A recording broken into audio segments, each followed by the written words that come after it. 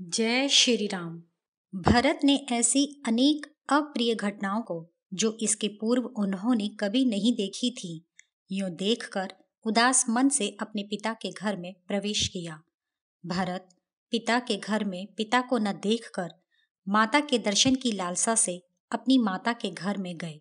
बहुत दिनों के बाद विदेश से लौटकर घर आए हुए अपने प्रिय पुत्र भरत को देखकर कैकई हर्ष में मग्न हो सोने की चौकी से उठ खड़ी हुई। भरत ने माता के घर में जाकर देखा कि घर की शोभा नष्ट हो गई है। फिर भरत ने अपनी माता के दोनों चरण छुए। उस समय कैकई भरत जी का मस्तक चूमकर उनको हृदय से लगाकर उनसे पूछने लगी, हे वत्स, आज तुमको नाना के घर से चले कितने दिन हो गए? तुम रथ पर सवार जल्दी जल्दी आए हो, सो रास्ते की थकावट तुम्हें कष्ट तो नहीं दे रही? हे वत्स, तुम्हारे नाना व मामा किस प्रकार से हैं? तुम अपनी ननिहाल में अच्छी तरह से तो रहे? तुम्हें कोई कष्ट तो ना हुआ? कैकई के इस प्रकार पूछने पर भरत ने अपनी माता से वहां का सारा वृतांत कहा कि हे माँ, नाना का घर छोड़े मुझे 7 दिन और 7 रातें बीत चुकी। मामा और नाना कुशल से हैं। राजा कैकई ने मुझे विदाई में जो रत्न धन दिए थे, उन सब को मैं रास्ते में ही छोड़कर आगे चला आया हूँ, क्योंकि सवारियों के जानवर बहुत थक गए थे और महाराज का संदेशा लेकर जो दूत गए थे, उनके जल्दी करने पर ही मैं इतनी जल्दी आया हूँ। हे माँ, अब मैं जो कुछ पूछूं उसका तुम उत्तर दो। तुम्हारा यह स्वर्ण का पलंग महाराज के बिना सूना क्यों है? महाराज के कोई भी जन मुझे प्रसन्न नहीं दिखाई दे रहे। महाराज अधिकतर तेरे ही घर में रहा करते थे, तो वे आज क्यों नहीं दिखाई दे रहे? मैं उन्हीं के दर्शन करने को आया हूँ। हे माँ, मुझे बताओ कि पिताजी इस समय कहाँ हैं? क्या वे बड़ी माता कौशल्या जी के घर पर हैं? इन प्रश्नों के उत्तर में सारा वृतांत जानने वाली कैकई राज्य के लोभ में फंस भरत से प्रिय संवाद की तरह अप्रिय वचन बोली। हे बेटा, सब प्राणियों की जो गति होती है, उसी गति को तुम्हारे पिता महाराज दशरथ प्राप्त हुए हैं। कैकई की यह बात सुनते ही भरत पितृ शोक से विकल हो सहसा पृथ्वी पर गिर पड़े। पिता के मरने का संवाद सुनने के कारण शोक और दुख से विकल हो घबरा गए और विलाप करने लगे। यह देख कैकई शोकाकुल अपने पुत्र को पृथ्वी से उठाकर उनसे बोली, हे महायशस्वी राजकुमार, उठो, तुम भूमि पर क्यों पड़े हो? तुम जैसे सज्जन और सभ्य लोग कभी शोक नहीं करते। यह सुन अत्यंत शोकाकुल भरत अपनी माता से बोले, हे माँ, मैंने तो यह समझा था कि महाराज श्री राम को राज्य देंगे और स्वयं कोई यज्ञ अनुष्ठान करेंगे, इसीलिए मैं प्रसन्न होकर वहां से चला था। किंतु इस समय उसके विपरीत बात देख मेरा मन फटा जाता है, क्योंकि अब मैं अपने सदा हितैषी पिता को नहीं देख पाऊंगा। हे माँ, पिताजी को क्या बीमारी हुई थी कि मेरे आने के पूर्व ही उन्होंने शरीर छोड़ दिया? धन्य है श्री राम व भ्राता लक्ष्मण, जिन्होंने पिता की दैहिक क्रिया की होगी। महाराज का वह हाथ जो मेरे शरीर से स्पर्श करते ही सुख दिया करता था और मेरे धूल से सने शरीर की धूल को बार बार झाड़ता था, कहाँ गया? अब मेरे भ्राता श्री राम, जो पिता और बंधु भी हैं और जिनका मैं दास हूँ, उन श्री रामचंद्र जी का पता मुझे शीघ्र बतला कि वे कहाँ हैं, क्योंकि धर्मज्ञ और विवेकी जन का जेठा भाई पिता के तुल्य होता है। अतः मैं उनके पैर पकड़ूंगा, क्योंकि अब तो मुझे उन्हीं का सहारा है। हे माता, मेरे पिता महाराज मेरे लिए क्या कह गए हैं? मैं अपने विषय में पिता का अंतिम काल का संदेशा सुनना चाहता हूँ। भरत के ऐसा पूछने पर कैकई ने जो ठीक बात थी वही कही। कैकई बोली, मरते समय महाराज ने तुम्हारा तो नाम भी नहीं लिया। महाराज हे राम, हे सीता, हे लक्ष्मण ऐसा विलाप करते हुए परलोक सिधारे हैं। उन्होंने अंतिम समय यह कहा कि वे सब लोग ही भाग्यशाली होंगे जो सीता सहित श्री राम व लक्ष्मण को वन से लौटा हुआ देखेंगे। जब कैकई ने दूसरी अप्रिय बात कही, तब भरत और भी अधिक उदास हो गए और फिर माता से पूछने लगे, हे माँ, धर्मात्मा श्री राम इस समय सीता और लक्ष्मण सहित कहाँ हैं? भरत के इस प्रकार पूछने पर कैकई ने कहा, हे वत्स, वे राजकुमार चीर को धारण कर सीता और लक्ष्मण के साथ दंडक नामक महावन को चले गए हैं। कैकई के मुख से श्री राम का वन जाना सुन भरत जी के मन में भाई के चरित्र के विषय में संदेह उत्पन्न हुआ और वे बहुत भयभीत हुए, क्योंकि वे अपने वंश की महिमा को जानते थे। उन्होंने माता से फिर पूछा, हे माँ, क्या श्री राम ने किसी ब्राह्मण का धन छीना या किसी दरिद्र की हत्या की अथवा किसी पराई स्त्री की ओर बुरी दृष्टि से देखा था? किस अपराध के कारण श्री राम वन में निकाले गए? जब भरत ने कैकई से इस प्रकार कहा, तब अपने को चतुर समझने वाली कैकई प्रसन्न होकर बोली, पुत्र, बुद्धिमान राम ने ना तो किसी ब्राह्मण का धन छीना और ना ही किसी की हत्या की, और राम पर स्त्री की ओर आंख उठाकर कभी नहीं देखते। हे पुत्र, मैंने जब श्री राम के अभिषेक की बात सुनी, तब मैंने तुम्हारे पिता से तुम्हारे लिए राज्य और राम के लिए वनवास मांगा। अतः अपनी सत्य प्रतिज्ञा को पूरी करने के लिए तुम्हारे पिता ने वैसा ही किया। उन्होंने श्री राम को लक्ष्मण व सीता सहित वन को भेज दिया। इसलिए महाराज दशरथ अपने प्रिय पुत्र राम को न देखने के कारण पुत्र शोक से पीड़ित हो मृत्यु को प्राप्त हुए। हे पुत्र, तुम राजकाज संभालो, क्योंकि तुम्हारे लिए ही मैंने इस प्रकार यह सब काम किए हैं। हे वत्स, और तुम दुखी मत हो और धीरज रखो, क्योंकि यह अयोध्यापुरी और बिना राजा का यह राज्य अब तुम्हारे ही अधीन है। अतः तुम इस समय वशिष्ठ आदि ब्राह्मणों के साथ शीघ्र यथाविधि अपने पिता की अंतिम क्रिया समाप्त कर राज्य सिंहासन ग्रहण करो और अपने मन को हिरास मत करो। पिता का मरण व दोनों भाइयों का वन गमन का वृतांत सुनकर भरत दुख से पीड़ित हो कैकई से बोले, पिता और पिता समान भाई के न होने के कारण मेरा तो सर्वनाश हो गया। ऐसी दुखद घड़ी में मैं राज्य लेकर करूंगा ही क्या? तू काल रात्रि के समान इस कुल का सत्यानाश करने को यहाँ आई है।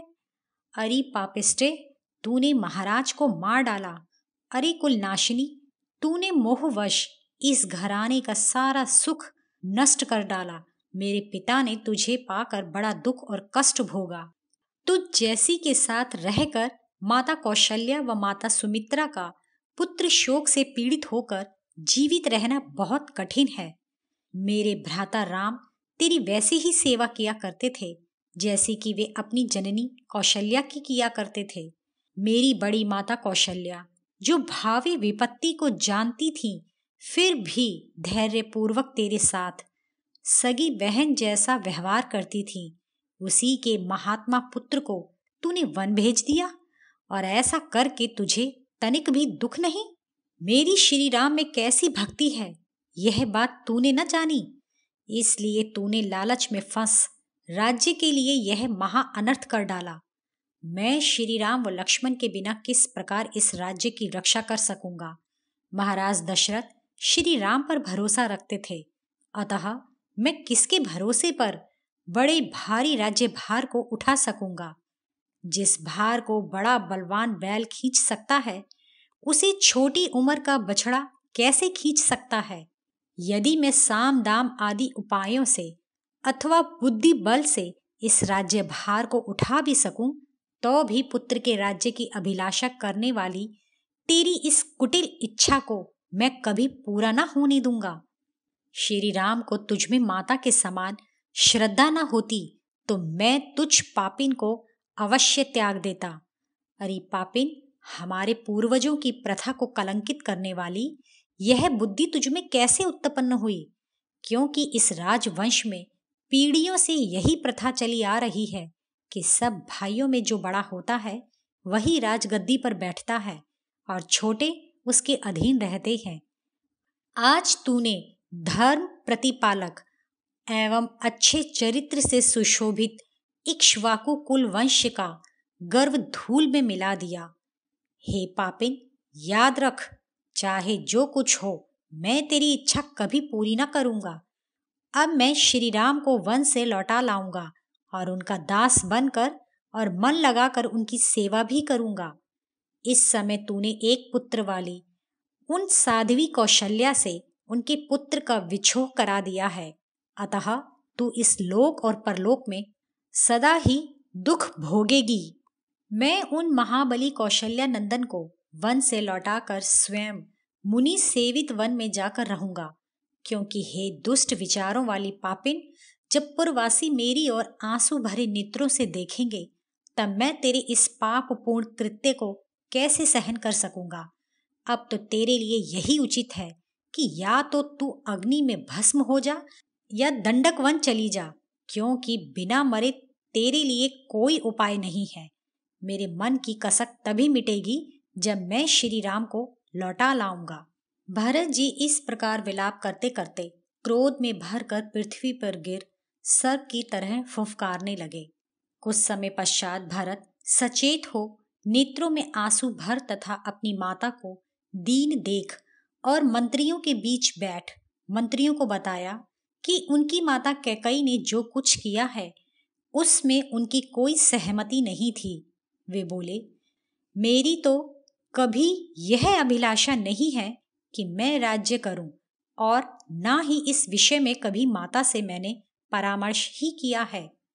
मैं तो शत्रुघ्न सहित यहाँ से बहुत दूर अपनी ननिहाल था, इसलिए मुझे श्री राम, लक्ष्मण और सीता जी के वन गमन का भी पता नहीं चला।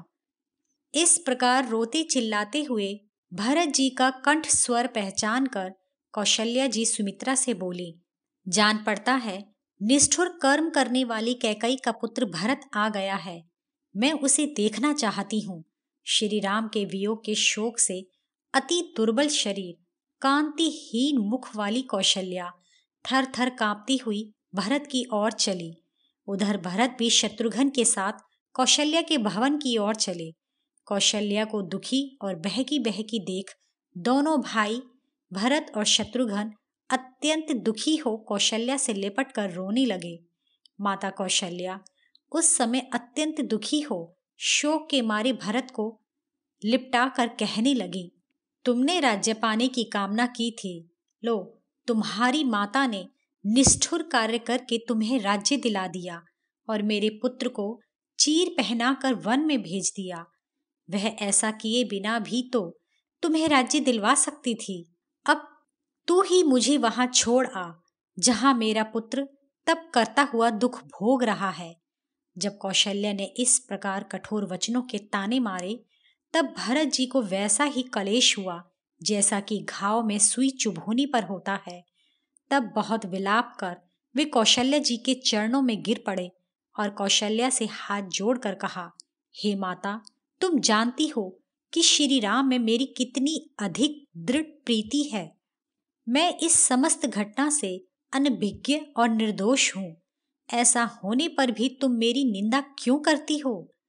यदि श्री राम के वन भेजने में मेरी अनुमति रही हो तो मेरा समस्त ज्ञान नष्ट हो जाए। तब कौशल्या बोली कि यह सौभाग्य की बात है कि तुम्हारा मन अपने बड़े भाई की ओर से चलायमान नहीं हुआ और तुम लक्ष्मण की तरह सत्यनिष्ठ हो। यह कहकर कौशल्या भरत को हृदय से लगाकर अत्यंत दुखी हो रोने लगी। भरत को इस प्रकार शोक से व्याकुल देख ऋषि वशिष्ठ जी बोले, हे राजपुत्र, तुम्हारा मंगल हो। बस बहुत हुआ, अब शोक मत करो। अब समय हो चुका है, अतः अब विधि विधान से महाराज की अंत्येष्टि क्रिया करो। तब भरत ने महाराज की अंतिम क्रियाएं करना आरंभ किया। लोगों ने महाराज के शव को तेल के कड़ाहे से निकालकर जमीन पर लटाया। कई दिनों तक तेल में पड़े रहने से महाराज का शव पीला पड़ गया था। उनके मुख की आकृति भी नहीं बिगड़ी थी, जिससे ऐसा प्रतीत होता था कि महाराज सो रहे हैं। इसके पश्चात शव को विविध रत्न जड़ित बिस्तर पर लिटाकर अत्यंत दुखी हो भरत महाराज के लिए विलाप करने लगे। विलाप करते हुए कहने लगे, हे महाराज, आपकी इस पुरी की राज्य व्यवस्था स्थिर चित्त से अब कौन संभालेगा, क्योंकि आप तो स्वर्गवासी और श्री राम वनवासी हैं। भरत को इस प्रकार विलाप करते देख महर्षि वशिष्ठ फिर उनसे बोले, हे महाबाहो, अब तुम व्यग्रता त्याग कर महाराज की अंत्येष्टि क्रिया के जो कर्म करने चाहिए सो करो। फिर भरत ने शीघ्रता की। ऋत्विज और याचक यथाविधि होम करने लगे। इसके पश्चात सेवक महाराज के शव को पालकी में रख अत्यंत उदास और रोते हुए पालकी उठा कर चले। लोग महाराज की पालकी के आगे आगे मोहरे, सोने चांदी के फूल और तरह तरह के वस्त्र सड़कों पर बरसाते हुए चले जा रहे थे। कुछ लोग चंदन, अगर, गुगुल की धूप पालकी के इधर उधर जलाते हुए चल रहे थे। जब पालकी सरयू नदी के तट पर पहुंची, तब देवदारू, पद्मक, चंदन, अगर आदि सुगंधित लकड़ी एकत्रित कर चिता बनाई गई। चिता में भी अनेक प्रकार के सुगंधित पदार्थ डाले गए। फिर ऋषियों ने शव को पालकी से निकालकर चिता पर लिटा दिया। इसके पश्चात ऋत्विज लोग महाराज की परम गति के लिए चिता में आहुति देकर विशेष मंत्रों का जप करने लगे। फिर ऋत्विजों ने और कौशल्या आदि रानियों ने अत्यंत शोक संतप्त हो जलते हुए महाराज के शव की प्रदक्षिणा की। इसके पश्चात सब रानियां, भरत, मंत्री और पुरोहितों ने सरयू नदी के तट पर पहुंच महाराज को जलांजलि दी। फिर सभी आंसू बहाते हुए नगर को लौट आए और 10 दिन तक भूमि पर लेटकर बड़े दुख के साथ समय बिताया। 11वें दिन भरत जी शुद्ध हुए और 12वें दिन सब पिंडी आदि कर्म किए और ब्राह्मणों को बहुत सा धन, रत्न और बहुमूल्य वस्त्र आदि वस्तुएं दान की। 13वें दिन प्रातःकाल भरत चिता से अस्थि बीनने के लिए चिता के समीप जाकर अत्यंत दुखी हो पिता को पुकार कर कहने लगे, हे तात, जिन भाई श्री राम के भरोसे आपने मुझे छोड़ा था, उनको वन में भेज आपने भी मुझे अनाथ की तरह त्याग दिया। भरत पिता के शरीर की जली हुई श्वेत रंग की राख चिता स्थान पर देख निरंतर रोकर विलाप करते हुए भूमि पर गिर पड़े। भरत को गिरा हुआ देखकर मंत्रियों ने दौड़कर उनको उठाया। वशिष्ठ जी भरत को उठाकर कहने लगे, हे वत्स, आपके पिता का अग्नि संस्कार हुए 13 दिन हो चुके, अतः अब भस्म सहित अस्थि विसर्जन करने में क्यों देर करते हो। यह सुन दोनों भाई भरत व शत्रुघ्न उठ खड़े हुए। अपनी आंखों से बहते आंसुओं को पोंछते हुए आगे का कार्य करने के लिए शीघ्रता करने लगे। मुझे सुनने के लिए धन्यवाद।